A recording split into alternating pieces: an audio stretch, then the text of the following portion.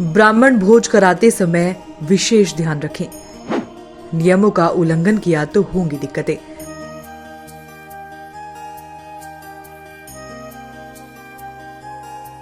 चलिए हम आपको बताते हैं। भाद्रपद पूर्णिमा के साथ पितृपक्ष आरंभ हो गया है, जो आश्विन मास की अमावस्या तिथि को समाप्त होगी।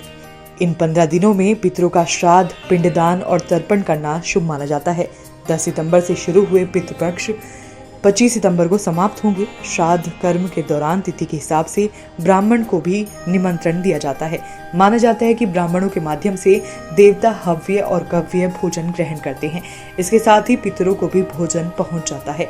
शास्त्रों के अनुसार ब्राह्मण भोज कराते समय नियमों का जरूर पालन करना चाहिए। इन नियमों को अनदेखा करने से पितर नाराज हो सकते हैं, जिसके कारण घर के सदस्यों को कई परेशानियों का सामना करना पड़ सकता है। चलिए आपको बताते हैं पितृपक्ष के दौरान ब्राह्मणों को भोज कराते समय किन बातों का ध्यान रखें। श्राद्ध भोजन के लिए आप जिस ब्राह्मण को बुला रही हैं तो याद रखिए कि वो आपके घर के आसपास का ही होना चाहिए। उन्हें विधिवत निमंत्रण देकर आएं। माना जाता है कि ब्राह्मणों द्वारा किया गया भोजन सीधे पितरों तक पहुंचता है, इसलिए श्राद्ध करने के साथ ब्राह्मणों को भोज जरूर कराएं।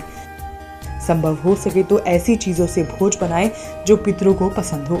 ऐसा करने से पितरों की आत्मा तृप्त होती है। पितृपक्ष के दौरान श्राद्ध कर रही हो तो दोपहर का समय चुनें। सुबह और शाम का समय देव कार्यों के लिए होता है और दोपहर का समय पितरों का माना जाता है। भोजन कराते समय ब्राह्मणों का मुख दक्षिण दिशा की ओर कराएं। इस दिशा से पितर आते जाते हैं। इस दिशा को यम की दिशा माना जाता है। ब्राह्मणों को भोजन कराते समय पत्तल, चांदी, पीतल, कांसे आदि के बर्तनों का इस्तेमाल करना चाहिए। ब्राह्मणों को भोज कराते समय ऐसे बर्तनों में भोज नहीं देना चाहिए जिसे आप किचन में इस्तेमाल कर रहे हों। इसके अलावा लोहे के बर्तनों में भी भोजन ना परोसे। ब्राह्मणों को भोज का आमंत्रण देने से पहले इस बात को जरूर पूछ लें कि वो कहीं और भी भोज के लिए नहीं जा रही हैं। एक दिन में ज्यादा घरों का भोजन करना शुभ नहीं माना जाता। पितृपक्ष के दौरान ब्राह्मणों को भोज कराते समय मौन धारण कर ले। भोजन के समय किसी भी तरह की बात ना करें। माना जाता है कि भोजन कराते समय बोलने से पितरों तक भोजन नहीं पहुंचता है।